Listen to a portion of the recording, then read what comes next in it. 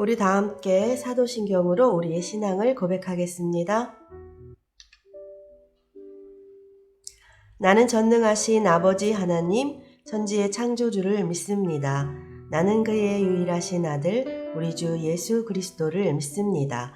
그는 성령으로 잉태되어 동정녀 마리아에게서 나시고 본디오 빌라도에게 고난을 받아 십자가에 못 박혀 죽으시고 장사된 지 사흘 만에 죽은 자 가운데서 다시 살아나셨으며 하늘에 오르시어 전능하신 아버지 하나님 우편에 앉아 계시다가 거기로부터 살아있는 자와 죽은 자를 심판하러 오십니다. 나는 성령을 믿으며 거룩한 공교회와 성도의 교제와 죄를 용서받는 것과 몸의 부활과 영생을 믿습니다. 아멘. 우리 이 시간 다 함께 할 찬양은 생명 주께 있네 찬양입니다.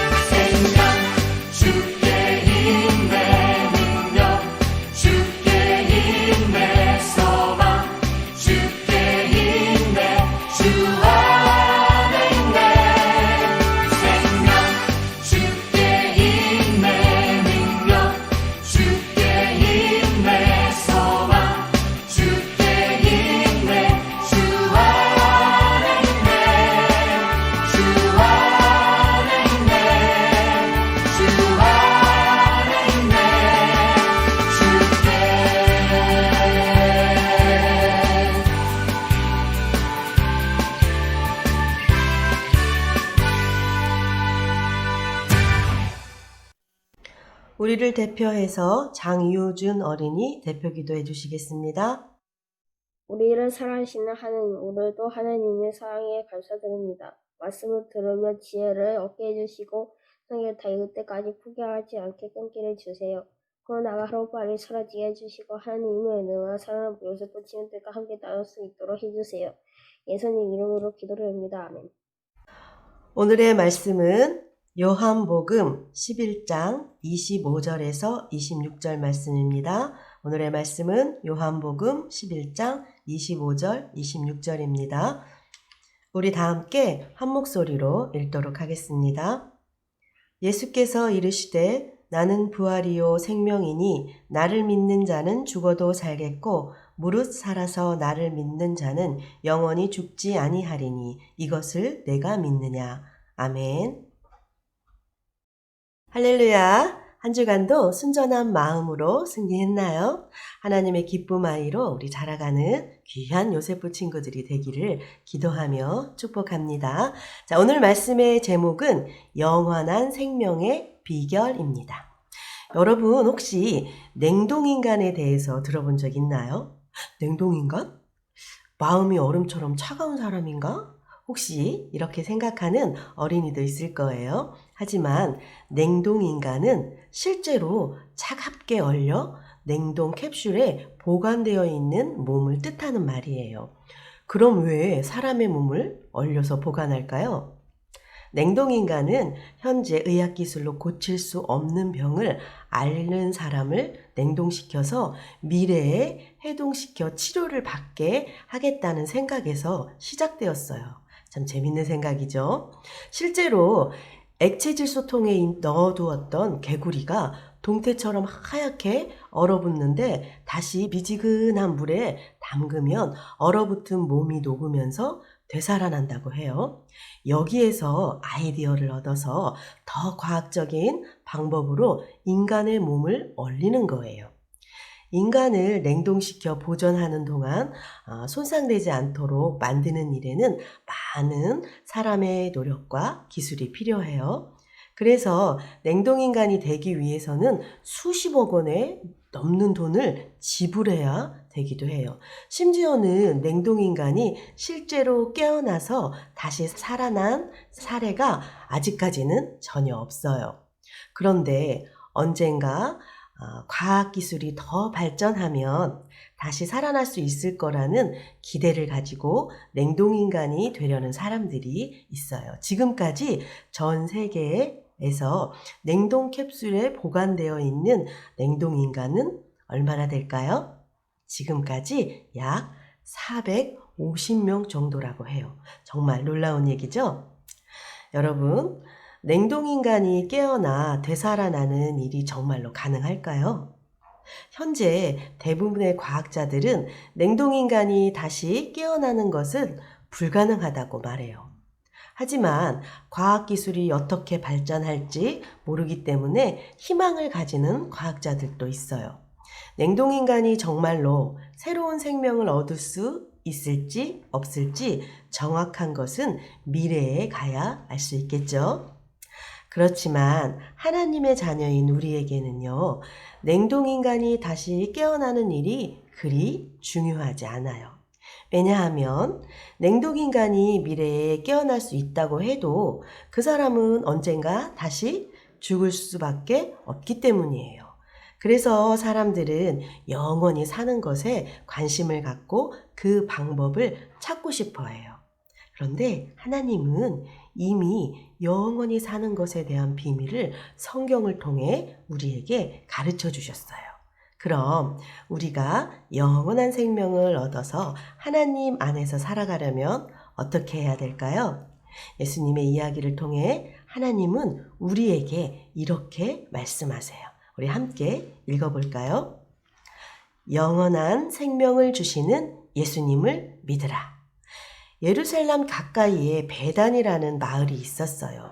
그 마을에는 마르다와 마리아 그리고 그녀들의 오빠 나사로가 살고 있었어요. 이들은 예수님의 사랑을 받는 남배들이었어요. 그런데 어느 날 안타깝게도 나사로가 큰 병에 걸려 죽게 되었어요. 그래서 마르다와 마리아는 사람을 보내서 예수님께 도움을 청했어요. 나사로의 병을 고칠 능력이 예수님께 있다고 믿었기 때문이에요. 예수님이 사랑하는 나사로가 병이 들었어요. 어서 오셔서 나사로를 고쳐주세요.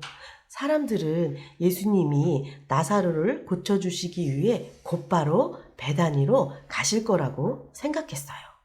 나사로에게는 1분 1초가 소중한 아주 매우 위급한 상황이었기 때문에 가실 거라고 생각을 했어요. 하지만 예수님은 바로 가시지 않고 계시던 곳에서 이틀을 더 머무셨어요. 예수님이 베다니 마을 입구에 도착하셨을 때 나사로는 이미 죽어 장사 지낸 뒤였어요. 슬퍼하며 울고 있던 마르다는 예수님이 오신다는 소식을 듣고 마을 입구로 가서 예수님을 맞이하며 말했어요. 예수님, 여기 계셨더라면 우리 오빠가 죽지 않았을 거예요. 그러자 예수님이 말씀하셨어요. 내 오빠가 다시 살아날 것이다. 마르다가 또 대답했어요. 네, 예수님.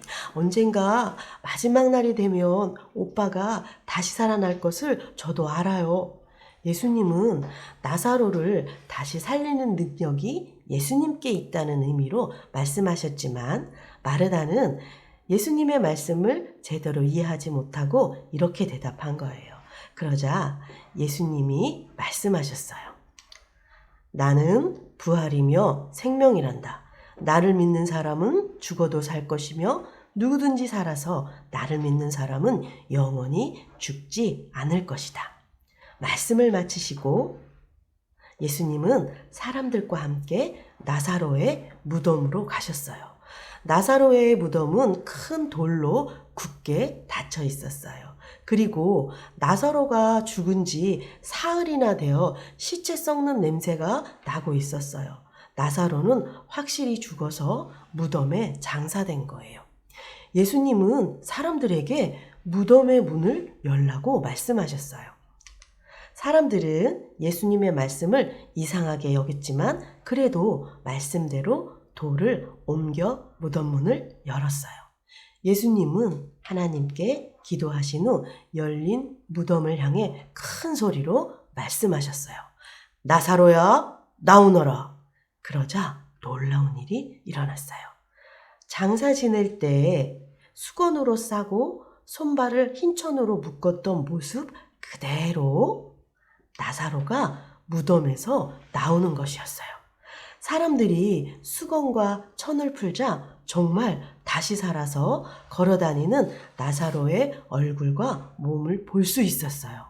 분명 죽어서 무덤에 장사되었던 나사로가 예수님의 말씀대로 다시 살아서 걸어다니는 모습을 보며 사람들은 깜짝 놀랐어요. 그리고 예수님이 진정한 생명을 주시는 분임을 믿게 되었어요. 여러분, 오늘 성경 이야기 시작하는 부분에서 우리가 좀 궁금하게 여긴 점이 있었어요. 예수님은 나사로가 심각한 병에 걸렸다는 소식을 들으시고 왜 빨리 고쳐주지 않고 이틀을 더 기다렸을까요? 바로 이 일을 통해 예수님이 영원한 생명을 주시는 분인 것을 알려주시기 위해서였어요. 그래서 예수님은 그분을 믿는 사람은 죽어도 살고 살아서 믿는 사람은 영원히 죽지 않을 것, 곧 영생을 얻게 될 것이라고 가르쳐 주셨어요. 영원한 생명을 얻는 유일한 방법, 바로 오늘 배운 이 말씀이에요. 우리가 예수님을 믿으면 예수님은 우리에게 영원한 생명을 주세요.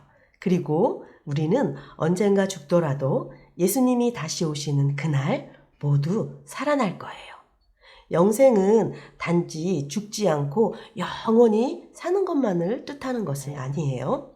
영생은 하나님이 주시는 생명을 누리면서 사는 거예요. 하나님이 주시는 많은 복을 누리며 예수님과 함께 사는 것, 이것이 바로 영생이에요. 만약 냉동인간이 언젠가 다시 깨어난다고 해도 그건 단지 목숨을 더 연장하는 것뿐이에요. 하나님 안에서 누리는 영생은 아니에요. 그래서 우리는 냉동인간이 어떻게 될지 관심을 가질 필요가 없어요.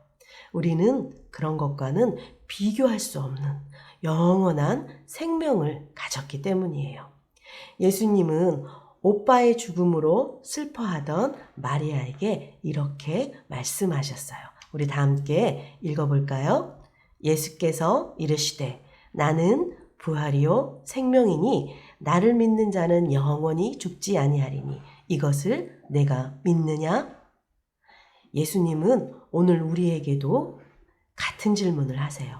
여러분, 나사로를 다시 살리신 예수님이 우리에게도 영원한 생명을 주실 것을 믿나요? 아멘.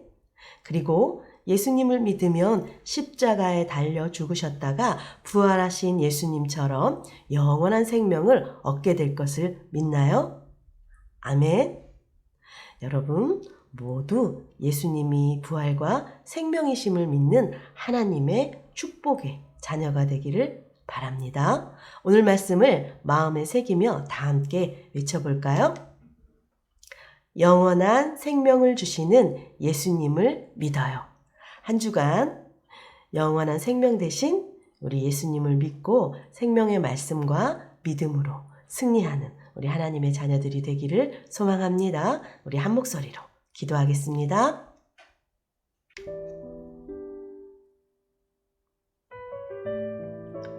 우리를 사랑하시는 하나님, 이 시간 하나님께 우리의 마음 문을 열고 기도합니다. 나사로의 이야기를 통해 예수님이 영원한 생명을 주시는 분인 것을 알았어요. 예수님을 믿는 사람은 죽어도 살고 살아서 믿는 사람은 영원히 죽지 않는 영생 얻음을 믿고 감사합니다. 세상에 있는 많은 헛된 것들에 마음을 뺏기지 않도록 우리의 마음을 지켜주세요. 오직 생명 대신 예수님을 구주로 고백하고 예수님이 부활과 생명이심을 믿는 하나님의 자녀 되게 해주세요. 지금 온 세상이 많은 어려움을 겪고 있어요. 하나님의 보호와 믿음으로 이 어려움을 이겨내고 속히 끝날 수 있도록 도와주세요. 하나님의 자녀로서 세상에 선한 이웃이 되도록 함께 해주세요. 이 모든 말씀 우리를 죄에서 구원해 주시고 영원한 생명 주시는 예수님 이름으로 기도드립니다. 아멘. 우리 다 함께 주기도문 하겠습니다. 하늘에 계신 우리 아버지, 아버지의 이름을 거룩하게 하시며 아버지의 나라가 오게 하시며 아버지의 뜻이 하늘에서와 같이 땅에서도 이루어지게 하소서. 오늘 우리에게 일용할 양식을 주시고 우리가 우리에게 잘못한 사람을 용서하여 준 것 같이 우리 죄를 용서하여 주시고 우리를 시험에 빠지지 않게 하시고 악에서 구하소서. 나라와 권능과 영광이 영원히 아버지의 것입니다. 아멘. 자, 12월 둘째 주 예배로 하나님께 영광 돌린 우리 귀한 요세프 친구들을 사랑하고 축복합니다. 자, 지금은 대림절 기간입니다. 예수님의 오심을 감사하고 다시 오심을 기다리는 귀한 대림절 되기를 기도합니다. 요세프 예배가 거리두기 2단계 격상으로 인해서요, 당분간 온라인 예배만 드립니다. 교회 예배는 없습니다. 참고하시기 바래요. 자, 다음 주 기도 담당은 5학년 노윤택 어린이입니다. 영상을 찍어서 화요일까지 전도사님께 보내주세요. 그리고 요세프 공동책 성경 읽기 이제 122일차를 맞이합니다. 역대 상을 지금 읽고 있습니다. 하나님의 말씀을 읽고 묵상하고 있는 우리 요세프 친구들을 정말 응원하고 축복합니다. 한 주간도 말씀의 축복이 이루어지며 영원한 생명 되신 우리 예수님을 고백하는 복된 시간 보내고 다음 주 다시 예배 시간에 전사님과 만나도록 해요. 우리 사랑하는 친구들 축복합니다. 한 주간도 건강하세요. 샬롬.